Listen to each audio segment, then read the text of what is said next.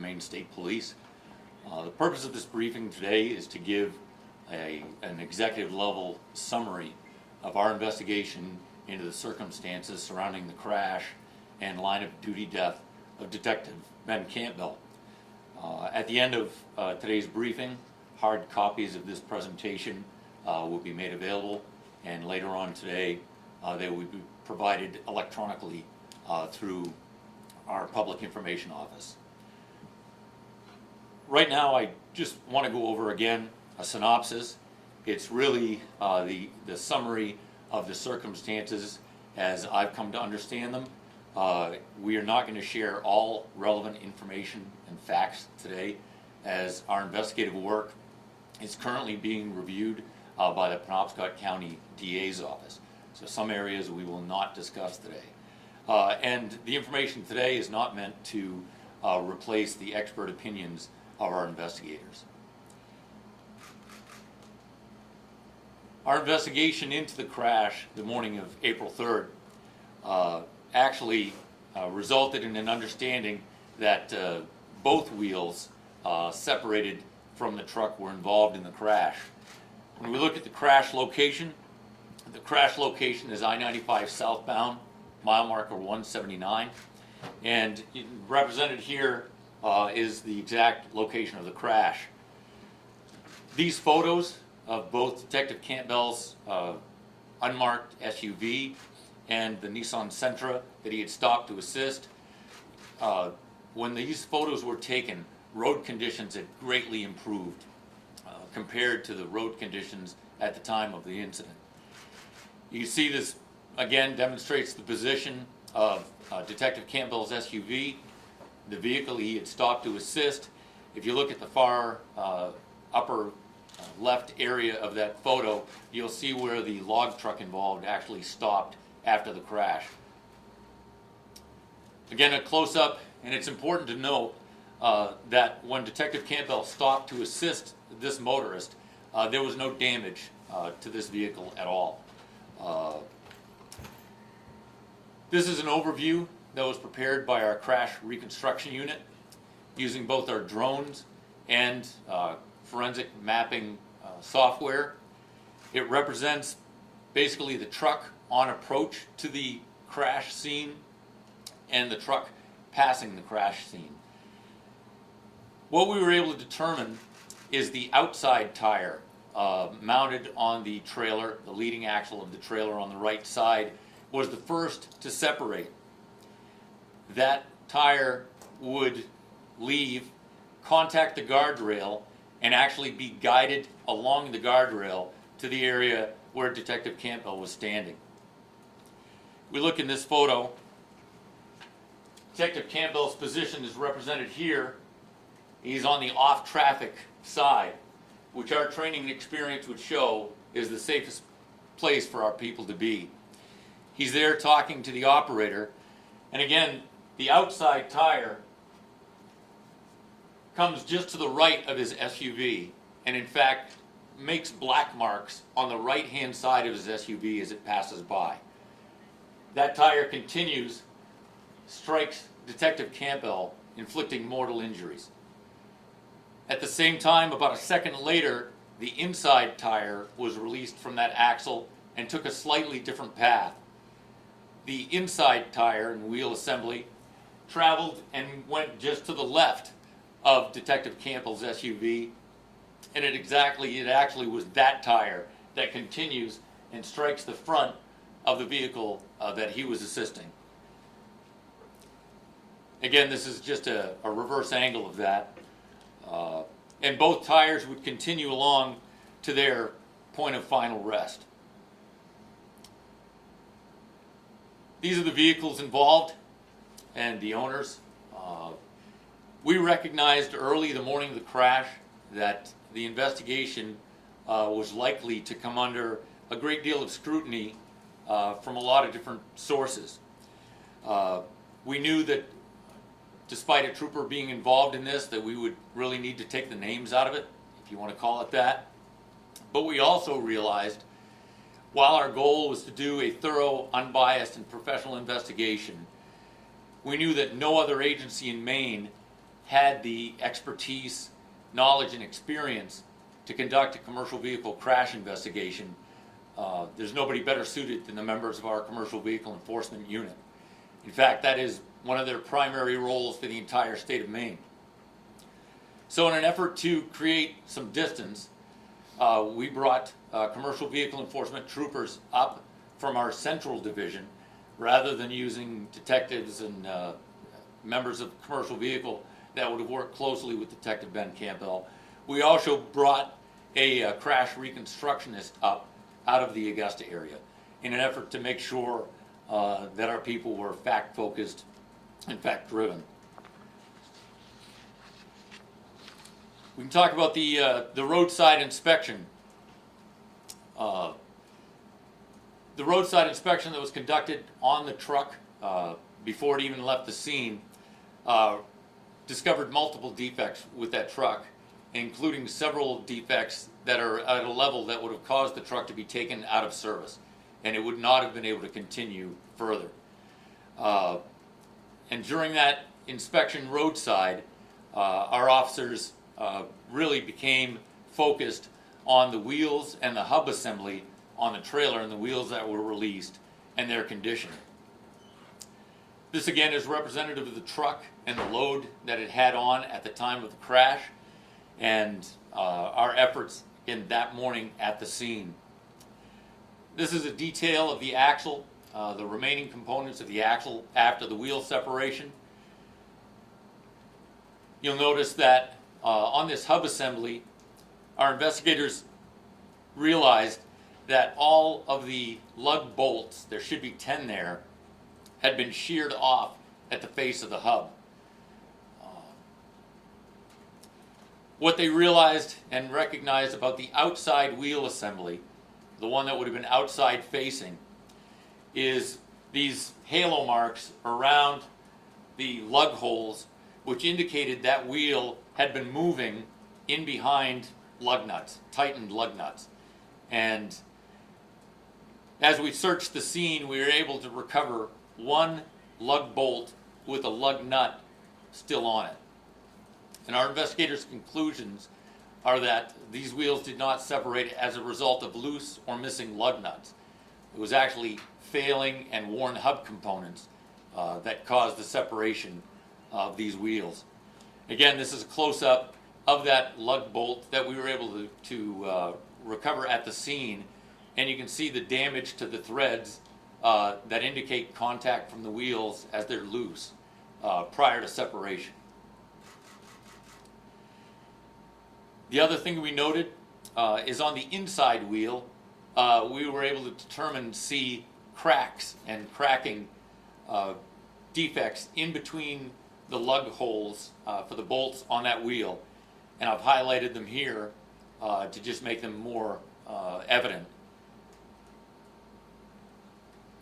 Again, this is a shot of the tire that would have been mounted on the inside of the truck on that axle, and the cracks that were evident.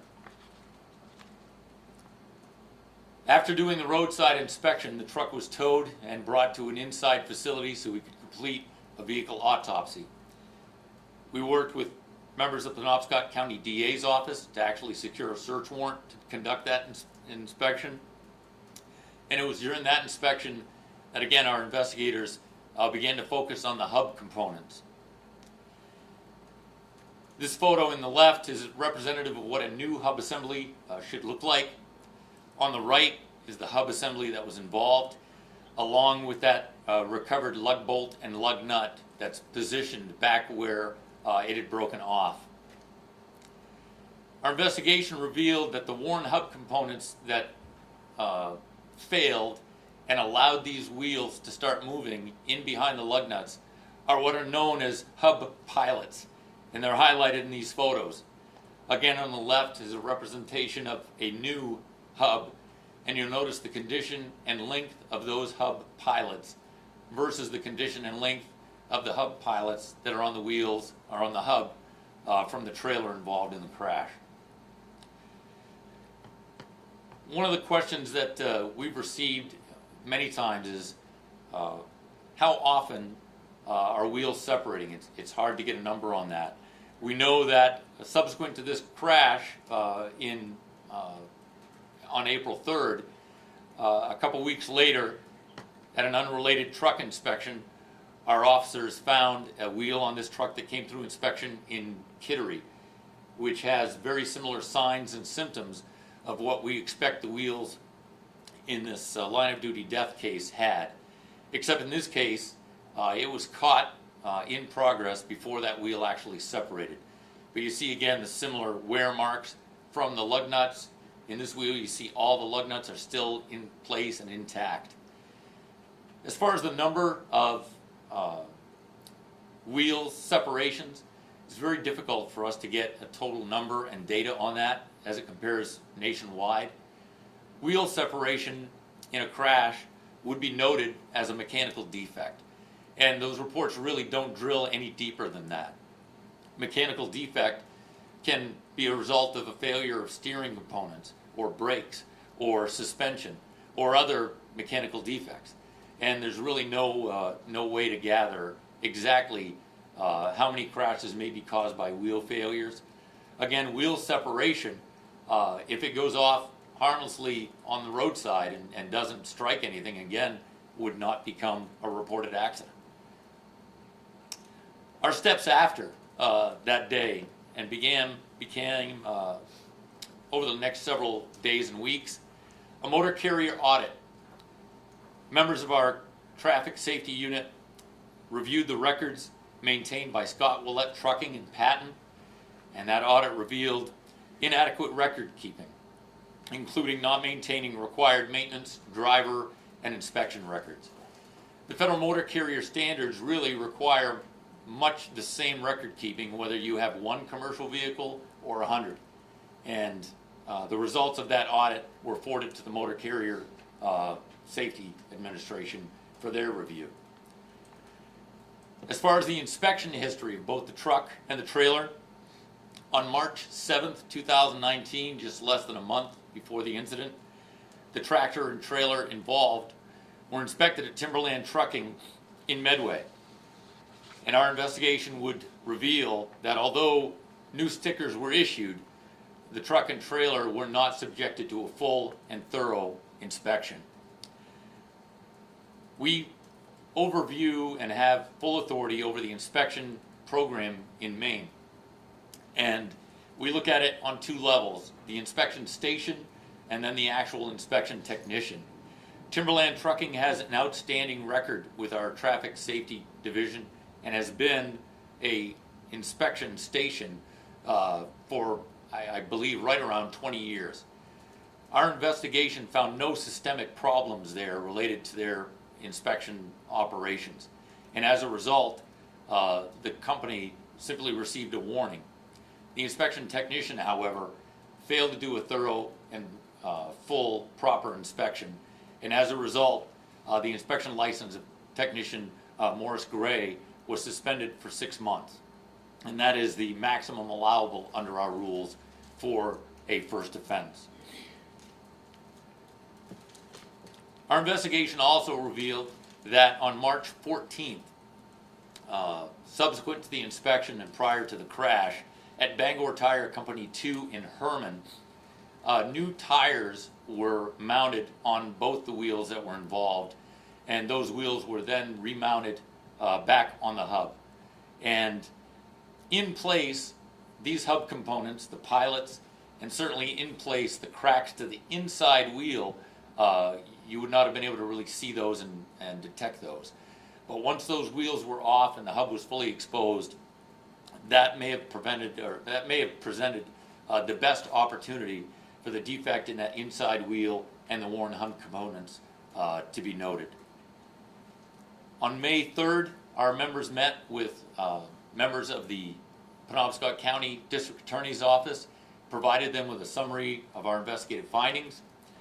They requested some follow-up work that was completed and returned to them on May 13th, and they now currently have our completed package under review.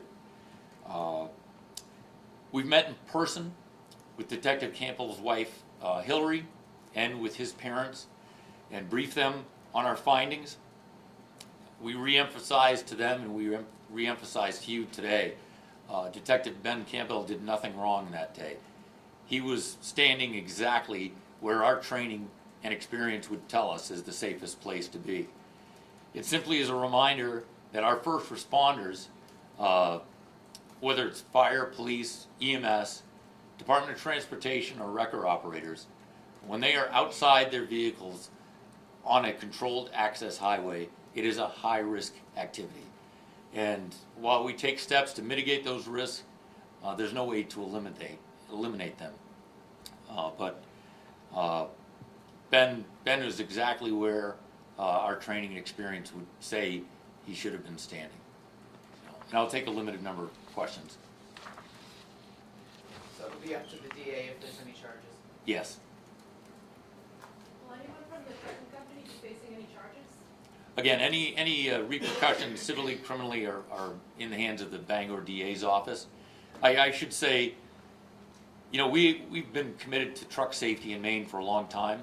Our commercial vehicle enforcement unit is our largest troop statewide, and it has been for decades.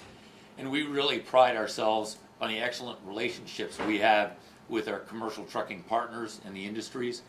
We work closely with them. And we know, as a rule, the commercial trucking industry in Maine is committed to safe operation, to operating within state and federal regulations and guidelines. And they are committed to doing the job right. And we work closely with them every day and are confident that truck safety in Maine is a priority not just for us, but for the trucking industry and our partners there. You say that the DA is reviewing the case to determine whether charges should be offered. Are you folks recommending charges, and if so or not, can you say what range of charges might be proffered here? Yeah, when it comes to charges, our deal is to make sure that they have the information they've requested. We've done that, and really it's up to them to do that part of this. We're the investigators. They're the ones who determine what charges, if any, are appropriate. You said you spoke with Detective Campbell's family. What did they have to say to your investigation? Yeah, I think, you know, they appreciated the information because much like you know, the first few days and weeks after that, they appreciated the work that was in. I think it was difficult for them to hear it. I think it was difficult to share it with them. But I think they know, again, that Ben was doing the job that he loved, and that, you know, even he just wouldn't have hesitated to stop. But they're doing remarkably well under the circumstances. But it's, you know, it's a process, not only for that family, but for the troopers and officers that worked with Ben. He still is deeply missed every day. Are you pushing for any new regulations so something like this doesn't happen again?